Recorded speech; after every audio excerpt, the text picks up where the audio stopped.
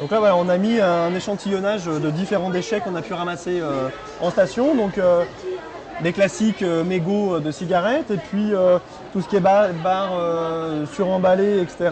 Des déchets qui sont liés à la fois au tourisme et à la fois à l'aménagement de la station.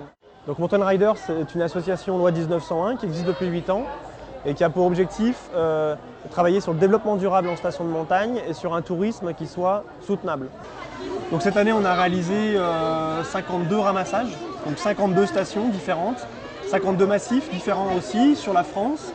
À chaque fois, ce sont des bénévoles en local qui ont envie de s'investir, qui ont envie d'agir pour leur environnement et qui vont organiser ce ramassage-là.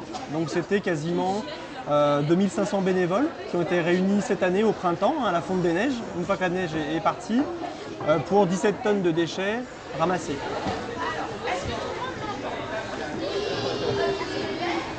Donc on accompagne les acteurs de station, on est vraiment dans l'idée d'accompagner, non pas d'être une critique dénonciatrice, culpabilisatrice, mais être dans l'accompagnement, proposer des actions comme le ramassage des déchets, proposer des outils de travail comme les bilans carbone, les chartes de développement durable, et on essaie de travailler avec tous les acteurs d'une station.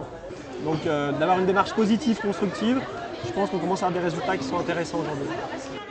Qui va présenter cet ami. C'est qui ça? La vache.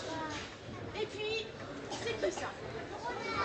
Là, sur le Festival des métiers, pendant 2 jours, on reçoit une quinzaine de groupes de tous les âges. On a un volet éducatif qui est très fort avec des vidéos, avec des outils pédagogiques, avec des flyers, des documents, des affiches. Il est évident que les générations futures doivent être formées. Mais ce qu'on a envie de dire, c'est que le changement climatique est tellement rapide, la perte de biodiversité est tellement rapide, notre système est tellement bancal qu'on ne peut pas se permettre d'attendre que la génération future le fasse. Il faut que nous, adultes, on soit aussi acteurs. Et j'entends souvent les gens, oh bah, il faut former les enfants pour demain. Non, il faut aussi agir maintenant, nous, à notre niveau.